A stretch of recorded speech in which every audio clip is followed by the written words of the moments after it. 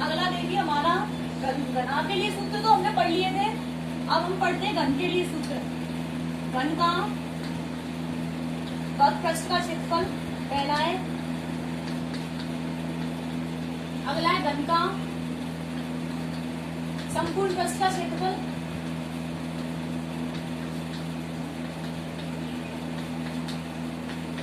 अगला है घन का आयतन, और अगला है घन का विकर्ण। ये चारों सूत्र ही हमने घनाभ में पढ़े थे, और ये चारों फिर किसमें पढ़ने, घन में, और फिर ऐसे ही हमें किसमें पढ़ना है, बेलन में और शंकु में और गोले में। बस उसमें विकर्ण को नहीं पढ़ना है, बाकी तीनों को तो उसमें सब में ही पढ़ना है हमें। तो हमारा घन का वक्रपृष्ठ का क्षेत्रफल, तो हमें पता है घन है, घन की आकृति कैसी होती है, कोई पहले की तरह घनाभ की तरह ही होती है, परंतु इसमें 6 क्या होते हैं, इसमें 6 वर्ग होते हैं। यदि 6 वर्गों को एक साथ मिला दिया जाए इस तरीका से, तो ये हमारी आकृति किसकी बनेगी, घन की बनेगी।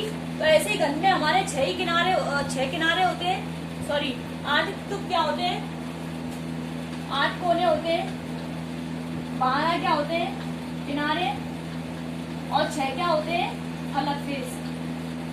ये हो गए। और इसके बाद में हमें पूछ रहा था, ये पूछ रहा सबसे पहला क्या, घन का वक्रपृष्ठ का क्षेत्रफल। तो किसी भी आकृति का वक्रपृष्ठ का क्षेत्रफल होता है, उसका मतलब है कि जो भी एक उसकी आकृति है, एक उसका फलक है, जिस आकृति का होता है उसका ही जो क्षेत्रफल होता है वही इसका क्या होता है, वक्रपृष्ठ का क्षेत्रफल। तो घन के लिए एक पृष्ठ कैसी आकृति का, वर्गाकार आकृति का है। तो वर्ग का क्षेत्रफल, जैसे मैंने मान ली कि इसकी भुजा मान ली मैंने ए, तो हमें पता है इसकी सभी भुजाएं क्या होंगी, ए ही तो होंगी, क्योंकि सभी वर्गों से मिलकर बनाए हैं। तो ये भी ए होगी और ये भी क्या होगी, ए।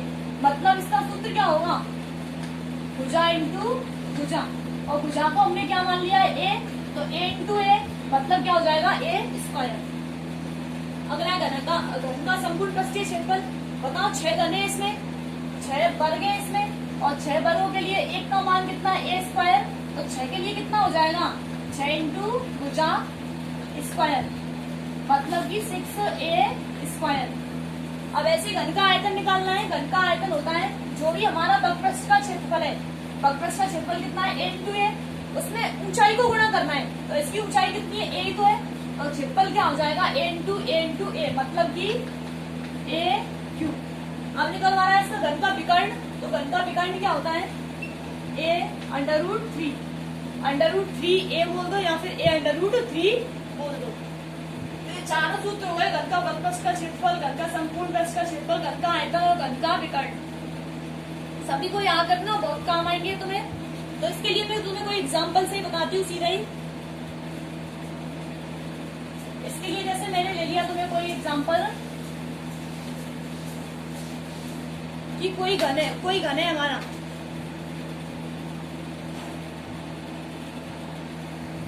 जैसे उसका घन का एक पृष्ठ का परिमाप कितना दे रखा है तुम्हें, 28। मतलब कि कोई घन है इसकी एक पृष्ठ का परिमाप दे रखा है 28। तो इसके लिए तुमसे वो पूछा है इसका वक्रपृष्ठ का क्षेत्रफल बताओ और संपूर्ण पृष्ठ का क्षेत्रफल बताओ, आयतन बताओ इसका, और इसका क्या पूछ रहा है तुमसे, विकर्ण भी साथ में पूछा है। चारों चीजों को पूछा है, तो इनको कैसे निकालते हैं, देखो घन का एक पृष्ठ का क्षेत्रफल दे रखा है तुम्हें, तो हम जानते हैं कि घन की एक पृष्ठ कैसी आकृति की होती है, वर्गाकार आकृति की होती है, यानी मतलब कि हमें क्या दे रखा है, वर्ग का परिमाप दे रखा है। तो ये बताओ वर्ग का परिमाप होता क्या है, वर्ग का परिमाप होता है 4 इंटू भुजा। तो ये परिमाप हमें इसलिए दे रखा है जिससे कि हम इसमें भुजा का मान निकाल सकें। तो वर्ग का परिमाप दे रखा है 28 तो सूत्र क्या, 4 इंटू भुजा। तो यहाँ से किसका मान निकाल सकते हो, भुजा का मान निकाल सकते हो। 4 इसमें डिवाइड में जाएगा तो भुजा का मान कितना आ जाएगा, हमारा भुजा हो जाएगा 28/4, मतलब कि 7 चौका 28। ये कितनी हो जाएगी भुजा, 7 सेंटीमीटर की। अब तुमसे पूछ क्या रहा है, वक्रपृष्ठ का क्षेत्रफल पूछा है। तो वक्रपृष्ठ का क्षेत्रफल क्या होता है, पहला वक्रपृष्ठ का क्षेत्रफल ये होता है भुजा स्क्वायर, मतलब कि a स्क्वायर, और भुजा का मान कितना है 7, तो 7 का क्या स्क्वायर, ये कितना हो जाएगा 49। अगला है संपूर्ण पृष्ठ का क्षेत्रफल। संपूर्ण पृष्ठ का क्षेत्रफल क्या होता है इसका, 6 इंटू ए स्क्वायर। घन का संपूर्ण पृष्ठ का क्षेत्रफल है 6a स्क्वायर। 6 इंटू ए की वैल्यू कितनी है, वही 7, 7 का स्क्वायर, मतलब कि 6 गुणा 49, ये कितना हो जाएगा, 9 छक्की 9 पंजे 45, 9 छक्की 54, 54 की 4 का हासिल लग गई 5, और 6 चौका 24, 24 और 5 29, और ये क्या हो जाएगा 29 सेंटीमीटर स्क्वायर, ये 49 सेंटीमीटर स्क्वायर। अगला पूछा इसका आयतन, तो आयतन क्या होता है, ए क्यू क्या है, 7 गुणा 7, मतलब कि 49 इंटू 7, ये कितना हो जाएगा, 7 9 63, और 7 चौका 28, और 28 और 6 34, और वैसे ही 7 का क्यू कितना होता है, 343 क्यू। और अगला पूछा है विकर्ण, विकर्ण क्या होता है इसका, विकर्ण होता है √3a, मतलब कि √3 इंटू 7, तो कितना हो जाएगा, ये 7 √3 सेंटीमीटर। तो इसके लिए चारों मान निकाल सकते हो तुम। और इसमें हमारा अगला क्वेश्चन है, 3 घनों की भुजाएं दे रखी है, 8 सेंटीमीटर, 6 सेंटीमीटर और 1 सेंटीमीटर। इन्हें पिघला करके एक नया घन बनाया जा रहा है। तो ये पूछा है कि इसकी नया घन बनेगा, उसका संपूर्ण पृष्ठ का क्षेत्रफल क्या होगा। तो ध्यान रखना कि जब भी हमें कोई भी आकृति को पिघला के दूसरी आकृति में चेंज करना होता है, तो उसमें ध्यान रखना हमेशा ही क्या निकाला जाता है, आयतन निकाला जाता है। क्योंकि एक आकृति को यदि हम दूसरी आकृति में चेंज करेंगे तो उनका आयतन सेम होता है हमेशा ही। तो यहाँ पे 3 घनों को मिलाएंगे तो जो आयतन हमारा निकलेगा, तो वो ही आयतन जो हम नया घन बनाएंगे उस आयतन के बराबर होगा। तो मैंने मान लिया कि माना पहले घन की भुजा, पहले घन की भुजा ये मान ली मैंने A1, और सेकंड की मान ली, ये मान ली A2, और थर्ड की मान ली A3, और जो नया घन बन रहा है, नया घन है, उसकी भुजा को मैं मान लेती हूँ कैपिटल A। तो ध्यान रखना मैंने पहले घन की भुजा को माना है A1, दूसरे की को माना है A2 और तीसरी के को मान लिया A3, और जो नया घन बन रहा है उसकी भुजा मान ली हमने A। तो बताओ इस घन का आयतन कितना होगा, क्योंकि आयतन ही निकालते हैं हम, किसी भी आकृति को चेंज करना होता है तो इसका आयतन ही निकालोगे तुम। तो पहले घन की भुजा हमने मानी है A1, तो इसका आयतन कितना होगा, A1Q, ये क्या हो जाएगा इसका आयतन।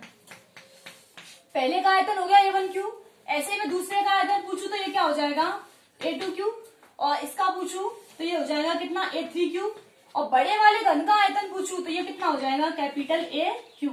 और हम अभी पढ़ के आएंगे इनके, यदि इनको पिघला करके हम बड़ा घन बना रहे हैं तो दोनों का आयतन कैसा होगा, सेम होगा, मतलब ये तीनों का आयतन बराबर होगा इस बड़े घन वाले आयतन के। तो क्या होगा यहाँ पे, तीनों घनों का आयतन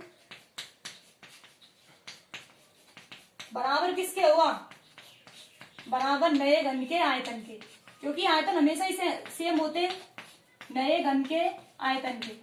और जहां भी तुम्हें पिघलाने का काम होगा कि इसको उसमें चेंज किया जा रहा है, तो हमेशा ही क्या निकालेंगे हम, इसमें आयतन ही निकालेंगे। तो तीनों घनों का आयतन क्या होगा, देखो A1Q plus A2Q plus A3Q, तीनों घनों का आयतन जोड़ दिया था, और बड़े वाले का आयतन क्या माना है हमने, नए का AQ, कैपिटल AQ माना है, तो ये ले दिया। बताओ A1Q, A1 का मान कितना है, 8 है, तो ये कितना हो जाएगा 8 का Q प्लस, और ये कितना हो जाएगा 6 का Q प्लस 1 का Q, और बराबर बड़े वाले घन का Q।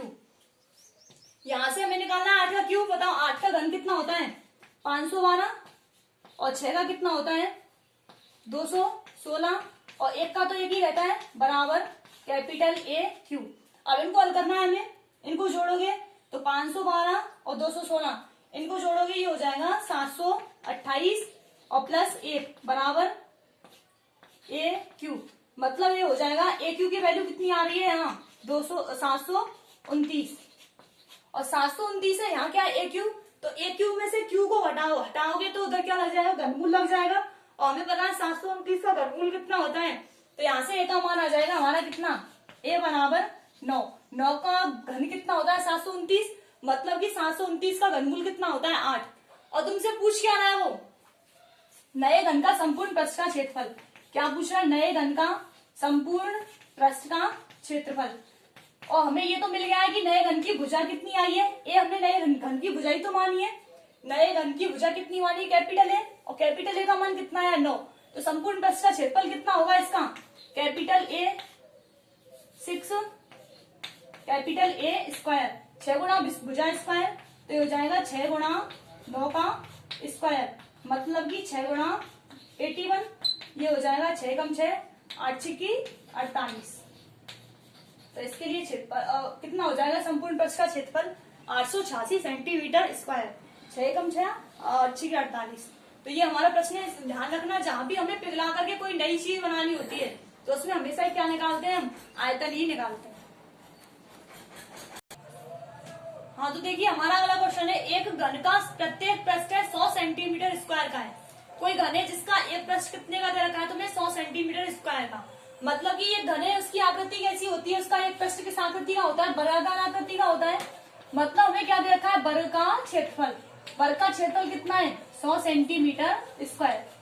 यदि आधार के समांतर समतल द्वारा घन को काटकर 2 बराबर भागों में बांट दिया जाता है तो प्रत्येक समान भाग का संपूर्ण पृष्ठीय क्षेत्रफल क्या होगा।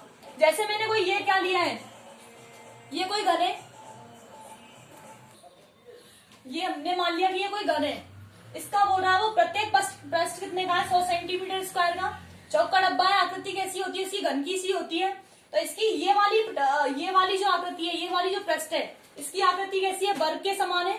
तो मतलब कि इसका जो एरिया दे रखा है तुम्हें, वो कितना दे रखा है, 100 सेंटीमीटर स्क्वायर। तो मैं यहां से कहूंगा इसका क्षेत्रफल है, तो इसको क्या भी कह सकते हो तुम, भुजा स्क्वायर। तो इसकी वैल्यू कितनी 100, मतलब कि भुजा का मान कितना आ चुका है 10। यहाँ से ये 10 की हो गई, तो सारी भुजाएं कितनी की होंगी, 10 की होंगी। अब वो कह रहा है यदि आधार के समांतर समतल द्वारा घन को काट दिया जाए, यहाँ पे ये हमारा क्या है, इसका आधार है, तो आधार के समांतर इसको ऐसे काटोगे, ये काट दिया, तो बताओ इसकी जो आकृति बनेगी वो किस प्रकार की बनेगी। ये हमारा घन है, घन को हम बीच में से काट रहे हैं तो 2 आकृतियां बनेगी, वो तो ठीक है कि हाँ 2 बनेंगी, एक ऊपर वाली एक नीचे वाली। परंतु जो आकृतियां हमारी बनेंगी दोनों, उनकी आकृति किस प्रकार की होगी। तो ध्यान रखना कि जैसे यहाँ से यहाँ तक की 10 है, इसको तुम यहाँ से काटोगे तो जो नीचे वाली है उसकी ऊंचाई कितनी बनेगी, 5 बनेगी, और ये तो हमारी 10 ही रहेगी, और ये वाली भी ये क्या होगी हमारी, ये तो 10 ही रहेगी। मतलब कि इसकी हाइट में क्या होगा, चेंज होगा। तो जो हमारी आकृतियां बनेगी वो आकृतियां किसकी बनेगी, घनाभ की बनेगी। तो ध्यान रखना जो हमने घन को काटा है, तो घन को काटने पर 2 आकृतियां बनेगी, और दोनों आकृतियां किसकी होंगी, ये होंगी घनाभाकार। कैसी होगी, घनाभाकार, क्योंकि घन को काट रहे हैं, और घन को काटने पर जो ऊपर की आकृति है उसकी ऊंचाई कम पड़ जाएगी, और नीचे वाली है उसकी भी लंबाई कम, ऊंचाई कम पड़ जाएगी, और वो कितनी हो जाएंगी, 5-5। बीच में से काट रहे हैं 2 बराबर भागों में, तो इनसे जो आकृति कट के बनेगी वो बनेगी कैसी, घनाभाकार। तो इसके लिए जो हमारी भुजा थी वो तो कितनी है, 10। तो अब जो आकृतियां बनेंगी काटने के बाद में आकृतियां कैसी बन रही थी, घनाभाकार। तो घनाभ की जो लंबाई थी, लंबाई तो हमारी कितनी रहेगी, लंबाई तो वही 10 ही रहेगी, 10 सेंटीमीटर, क्योंकि 10 ही है। और इसकी चौड़ाई भी कितनी रहेगी, 10 सेंटीमीटर। बस फर्क किसमें पड़ेगा, ऊंचाई में फर्क पड़ेगा, क्योंकि इसको आधार के समांतर काट रहे हैं, इस प्रकार से काट रहे हैं इनको। तो जो ये ऊंचाई है हमारी, ये कितने की हो जाएगी, 5 की हो जाएगी।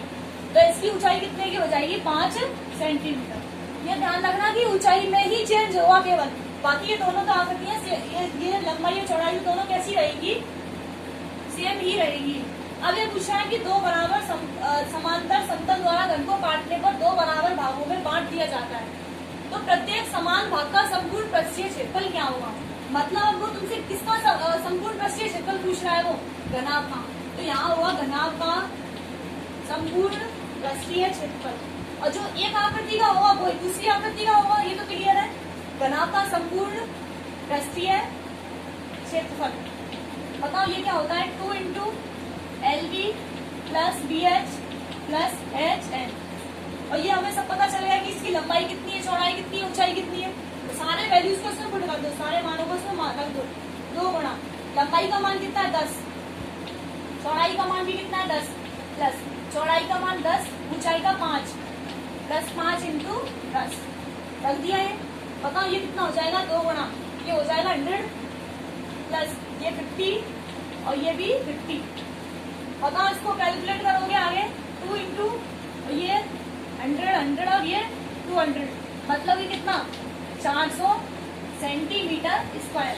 तो ये ध्यान रखना कि ये हमारा जो मान आया है वो केवल एक आकृति का आया है। वैसे मैंने मान लिया कि नीचे वाली आकृति तो उसका एरिया है, और ये जो एरिया होगा वो ही ऊपर वाली आकृति का बनेगा, क्योंकि दोनों कैसे आकृति है, दोनों दो बराबर भागों में बांट रहे हैं। तो इसका जो क्षेत्रफल निकलेगा वो कितना निकलेगा, 400। और इसमें वो तुमसे किसी का भी मान पूछ सकता है, इसका आयतन भी पूछ सकता है। तो इसका आयतन क्या होगा, लंबाई गुना चौड़ाई गुना ऊंचाई। तो इसको ध्यान रखना कि इसको ऐसे काटते हैं तो उनके लिए बस हाइट ही चेंज करती है, और बाकी दोनों तो कैसी रहती है, सेम ही रहती है। तो इसको कर लेना। ये हमारा 16.1 का क्वेश्चन है। इसी का अगला क्वेश्चन है हमारा, कोई कमरा है जिसकी लंबाई दे रखी है 10 सेंटीमीटर, चौड़ाई दे रखी है 8 सेंटीमीटर, ऊंचाई दे रखी है 6 सेंटीमीटर। और इसमें पूछा है वो कि इसमें अधिक से अधिक कितनी लंबी छड़ी रखी जा सकती है। जैसे मैंने मान लिया कि कोई हमारा कमरा है जिसकी लंबाई 10 है, चौड़ाई कितनी है 8 और ऊंचाई कितनी है 6। अब वो तुमसे पूछेगा कि इसमें अधिक से अधिक लंबी छड़ी किस प्रकार से रख सकते हैं। तो जैसे ये मैंने कोई कमरा मान रखा है, तो इसमें मैं लंबाई के अनुदिश कोई भी छड़ी रखूं, तो एक तो वो हो सकती है इसकी, हाँ लंबाई के अनुदिश रख सकते हैं। एक हो सकता है कि इसको हम चौड़ाई के अनुदिश रखते हैं। परंतु हम यदि इसको विकर्ण के अनुदिश ऐसे रख दें, विकर्ण के अनुदिश किसी भी छड़ी को हम रख दें, तो उसकी आकृति हमेशा सबसे बड़ी होती है। क्योंकि ये जैसे मैंने मान लिया कि ये क्या हमारा एक कमरा है, तो ये आकृति बनेगी कैसी, समकोण त्रिभुज की बनेगी। और ये समकोण त्रिभुज में ये किसका काम करेगा, कर्ण का। और कर्ण का मान हमेशा क्या होता है, सभी भुजाओं से बड़ा होता है। तो ये पूछा है कि लंबाई 10 है, चौड़ाई है और ऊंचाई 6, तो अधिक से अधिक लंबी छड़ी को रखना है हमें। तो ये ध्यान रखना कि अधिक से अधिक लंबी छड़ी रखने के लिए, अधिक से अधिक लंबी छड़ी रखने के लिए, लंबी छड़ी रखने के लिए उसे हमें किसके अनुदिश रखना पड़ेगा, रखने के लिए छड़ी को विकर्ण के अनुदिश रखना पड़ेगा। किसके अनुदिश, विकर्ण के अनुदिश, विकर्ण के रूप में ही इसको रखना पड़ेगा, विकर्ण के अनुदिश। क्योंकि जो भी हमारी आकृतियां होती हैं उसमें विकर्ण ही सबसे लंबी आकृति और सबसे लंबी क्या होती है, भुजा होती है। तो मतलब हमें क्या निकालना है, इसका विकर्ण निकालना है, और विकर्ण जो होगा वही हमारी क्या होगी, छड़ की लंबाई। तो इसके लिए क्या निकालोगे, कमरे के विकर्ण की लंबाई, कमरे के विकर्ण की लंबाई। और हमें पता है विकर्ण की लंबाई क्या होती है, √L² plus B² plus H², root of. और L का मान कितना है, L का मान है 10 का स्क्वायर प्लस 8 का स्क्वायर प्लस 6 का स्क्वायर और होल रूट। और 10 का स्क्वायर कितना होता है 100, और 8 का कितना होता है 64, और 6 का 36। बताओ ये कितना बन जाएगा फिर 100, और ये कितना हो जाएगा 200। तो √200। और इसको क्या बोल सकते हो, 2 गुणा 100। और क्या लिख सकते हो इसको, √2 × 10, मतलब कि 10 √2 सेंटीमीटर। हमें निकालना था कि कमरे में सबसे लंबी छड़ी रखनी है, तो सबसे लंबी छड़ी हम किसके अनुदिश रख सकते हैं, विकर्ण के अनुदिश। मतलब जो हमारी विकर्ण की डिस्टेंस होगी वही किसकी होगी, छड़ी की होगी। तो ये हमने विकर्ण की लंबाई निकाल ली, और विकर्ण की लंबाई कितनी आई, 10 √2। तो यही हमारा किसका मान होगा, यही किसका होगा, छड़ की लंबाई का। मतलब छड़ की लंबाई 10 √2 हो जाए तो वो सबसे बड़ी भुजा के रूप में काम करेगी। तो ये इसका क्या निकालना है, हमें विकर्ण ही निकालना है। देखिए हमारा अगला प्रश्न है, कोई बगैर ढक्कन का बक्सा है जिसकी मोटाई दे रखी है तुम्हें 3 सेंटीमीटर। मतलब कि जो बक्सा है उसकी जो हमारी एक ही पर्दी की मोटाई है वो कितने की दे रखी है, 3 सेंटीमीटर की। और 3 इधर से होगी, 3 इधर से, 3 इधर से, सभी जगह कितनी कितनी होगी, 3-3 सेंटीमीटर मोटाई होगी इसकी। तथा जिसकी बाहरी लंबाई कितनी दे रखी है, 146। मतलब कि पूरा ये डिब्बा तो यहाँ से लेकर के इधर तक की कितनी है इसकी मोटाई, 146। और ऐसे ऊंचाई कितनी है उसकी, 83। और जो चौड़ाई है वो कितनी है, 116। तो उसके अंदर रंग कराने का व्यय क्या होगा, उसके अंदर पेंट करवाना है तो उसका खर्चा पूछ रहा है। यदि पेंट की दर 2 रुपए प्रति 1000 वर्ग सेंटीमीटर है, मतलब कि 1000 वर्ग सेंटीमीटर के कितने रुपए देने होते हैं, 2 रुपए देने होते हैं। तो इसके अंदर का पूछ रहा है, वो रंग करवाना है हमें कहाँ पे, अंदर की ओर रंग करवाना है। जैसे मैंने मान लिया कि ये कोई हमारा क्या है, ये कोई बॉक्स है जिसकी ये मोटाई कितनी दे रखी है, 3 सेंटीमीटर, और इसका कोई बक्सा ऊपर ढक्कन नहीं है, तो यहाँ भी कोई ढक्कन नहीं है इसका, ये मान लो। और इसमें पेंट करवाना है बिल्कुल अंदर की तरफ। तो मैं तुमसे ये पूछूं कि अंदर ही अंदर के लिए इसकी लंबाई कितनी होगी। तो ध्यान रखना कि इधर इसकी मोटाई 3 सेंटीमीटर, इसकी भी मोटाई कितनी है, 3 सेंटीमीटर। और तो मैं तुमसे ये पूछूं, बताओ केवल अंदर ही अंदर की डिस्टेंस कितनी होगी, अंदर ही अंदर की लंबाई कितनी होगी, तो पूरी हमारी 116 है, तो 3 इधर से क्रॉस कर दो क्योंकि 3 उसकी मोटाई है, 3 इधर से क्रॉस कर दो क्योंकि ये भी क्या है, इसकी पर्दी की मोटाई है। तो इसकी अंदर ही अंदर की लंबाई कितनी हो जाएगी, 3 इधर से जाएगी, 3 इधर से जाएगी, तो ये कितनी बन जाएगी 140। अब ऐसे ये क्या है फिर बी, इसकी हमें चाहिए चौड़ाई, तो चौड़ाई इधर से भी 3 जाएगी, इधर से भी 3 जाएगी, तो बताओ ये कितनी हो जाएगी फिर 110। अब ये एच है, एच कितनी दे रखी है 83, तो इसके लिए भी हमें अंदर ही अंदर की देखनी है, परंतु ये कैसा है देखना, बगैर ढक्कन का है, मतलब कि ऊपर कोई भी इसमें ढक्कन वगैरह कुछ भी नहीं है, तो केवल हमें कहाँ से निकालनी पड़ेगी, इसकी मोटाई नीचे नीचे की हटानी है, तो वो कितने की 3 सेंटीमीटर की, मतलब कि इसमें से कितना हटाना है केवल 3 सेंटीमीटर, तो ये ऊंचाई कितनी हो जाएगी इसकी 80 सेंटीमीटर। तो ध्यान रखना कि हमें बाहरी लंबाई दे रखी है 140, और मैं तुमसे कहूँ कि अंदर ही अंदर की कितनी हो जाएगी, यदि उसकी दोनों परतों को हटा दिया जाए, दोनों पर्दियों को बाहरियों को हटा दिया जाए, तो ये कितनी हो जाएगी 140, और इसकी चौड़ाई कितनी हो जाएगी 110, और ऊंचाई कितनी हो जाएगी 83, क्योंकि इसका ढक्कन है ही नहीं है, तो ऊपर वाला तो लेना ही नहीं है, तो इसके लिए पहले तो इनको लिख दो। मोटाई कितनी है इसके लिए 3 सेंटीमीटर, मोटाई बराबर 3 सेंटीमीटर, तो केवल आंतरिक लंबाई किसकी, बक्से की आंतरिक लंबाई कितनी हो जाएगी 140 माइनस 3 या फिर 3 + 3 कह लो, क्योंकि 3 इधर से हटानी है, 3 इधर से हटानी है, तो ये कितना हो जाएगा 140 माइनस 6, मतलब कितना बचेगा 140 सेंटीमीटर।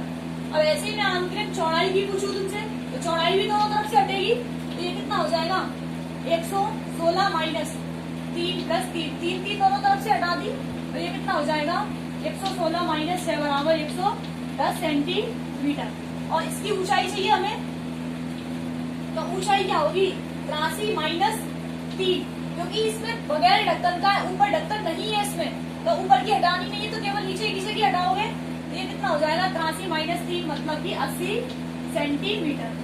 अब बताओ इसमें केवल हमें अंदर ही अंदर पेंट करना है, तो अंदर ही अंदर पेंट करोगे तो ये 4 तो हमारी क्या हो जाएगी अंदर की दीवार है, मतलब कि 4 तो दीवारें होंगी इसकी, 4 दीवारें, और एक हमारा जो नीचे का पोर्शन है वो आकृति कैसी होगी इसकी आयताकारी, क्योंकि सबकी आकृति तो आयताकारी है, तो नीचे वाला क्या होगा आयत का, तो हमें निकालना पड़ेगा इसका क्या आंतरिक, चारों दीवारों पे क्या करना पेंट, चारों दीवारों का क्षेत्रफल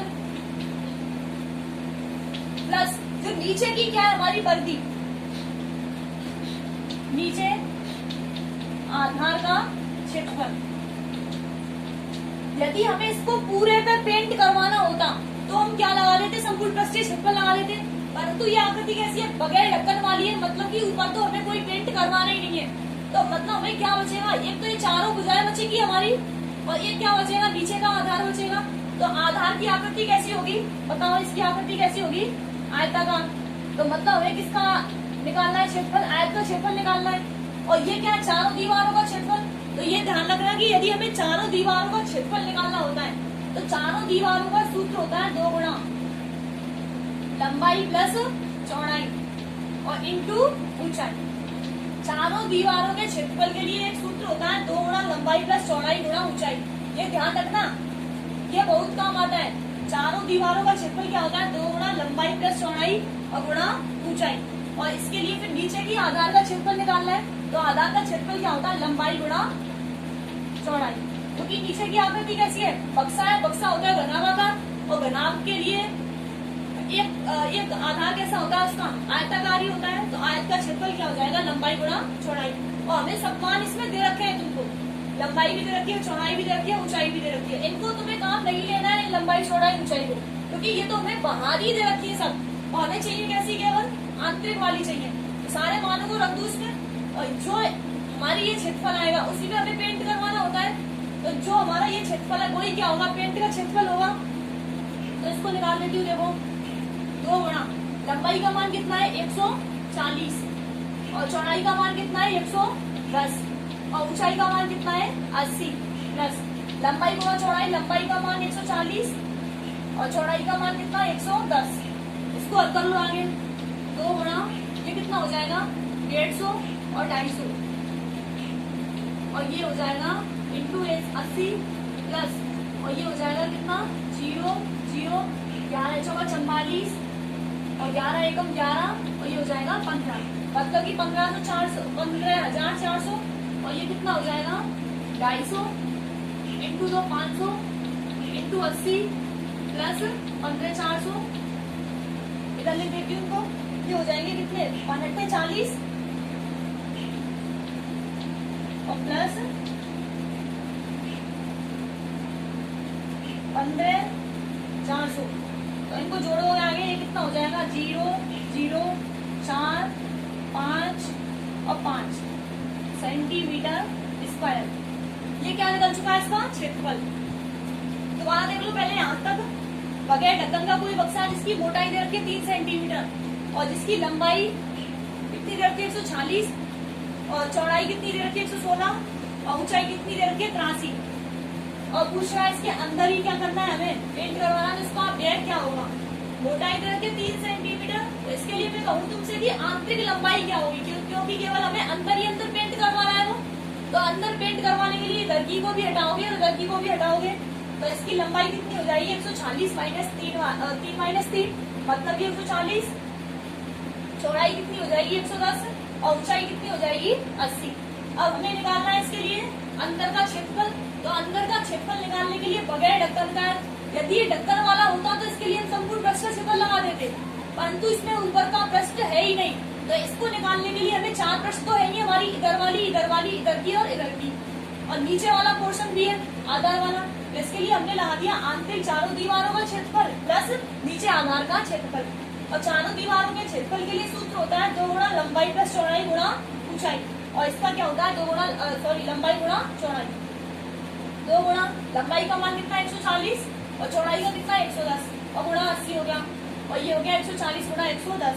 अब इनको हल करना है तुम्हें, तो ये तो कितना हो जाएगा 250 गुणा 80 और प्लस, और ये कितना हो जाएगा 0 0 11 चौका 44 की 4 का हासिल लग गई 4 और 11 एकम 11 और 15 मतलब कि 15,400, और फिर इनका कैलकुलेशन करोगे ये कितना हो जाएगा 500 गुणा 80, तो ये 3 जीरो तो आएंगी हमारी और 40 और ये हो गया, इनको जोड़ोगे ये हो गया 2 और 4 5 और फिर 5, मतलब कि ये हमारा क्या आ रहा है पूरा क्षेत्रफल आ रहा है, तो जो क्षेत्रफल है हमारा उसी पे तो पेंट करना है हमें, और इसके लिए तुम्हें दे रखा है वो, यदि पेंट की दर 2 रुपए प्रति 1000 सेंटीमीटर स्क्वायर है, मतलब कि 1000 सेंटीमीटर स्क्वायर है कितने रुपए देना है 2 रुपए, तो हमारा कितना है पूरा 55,400, तो इसके लिए कितना देना पड़ेगा वो देख लो, यहाँ से मिटा दो इनको,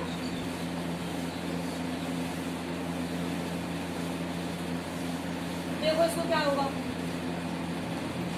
1000 सेंटीमीटर स्क्वायर का खर्च कितना दे रखा है तुम्हें 2 रुपए। अब मैं यहाँ से पूछूंगा 1 सेंटीमीटर स्क्वायर का खर्च कितना है, तो हो जाएगा 2/1000 रुपए, मतलब कि 2 का 1000वां हिस्सा कितने सेंटीमीटर स्क्वायर का 1 सेंटीमीटर स्क्वायर का, हमें चाहिए कितने का 55,400 का, तो ये क्या होगा फिर 55,400 सेंटीमीटर स्क्वायर का पेंट करवाने का खर्च, ये कितना हो जाएगा फिर बराबर 2/1000 गुणा 55,400, यहाँ से 2 जीरो से 2 जीरो कैंसिल और 2 पंजे 10, तो ये कितना हो जाएगा 554/5, 5 एकम 5 5 एकम 5 जीरो बढ़ाओगे 5 8 40, तो ये क्या आ चुके हैं हमारे रुपए, मतलब कि हमें कितने रुपए का देना पड़ेगा इसमें खर्चा 110 रुपए और 8 पैसे का। तो ध्यान रखना कि ये तो हमारा पूरा क्या आएगा क्षेत्रफल आया है सबका, और इसमें दे रखा है यदि 2 रुपए की दर है पेंट करने की 1000 सेंटीमीटर स्क्वायर की, तो 1000 सेंटीमीटर स्क्वायर का 2 रुपए खर्च, तो 1 सेंटीमीटर स्क्वायर का कितना हो जाएगा 1/1000। अब फिर कह रहा है वो कि इतने का हमें खर्च चाहिए, तो इतने का हमने मल्टीप्लाई कर दिया, 2 से 2 जीरो कैंसिल, 2 पंजे 10 और 2 का ऐसे भाग दोगे तो कितना आएगा ये 110 रुपए और 8 पैसे। तो ये हमारी 16.1 हो चुकी है।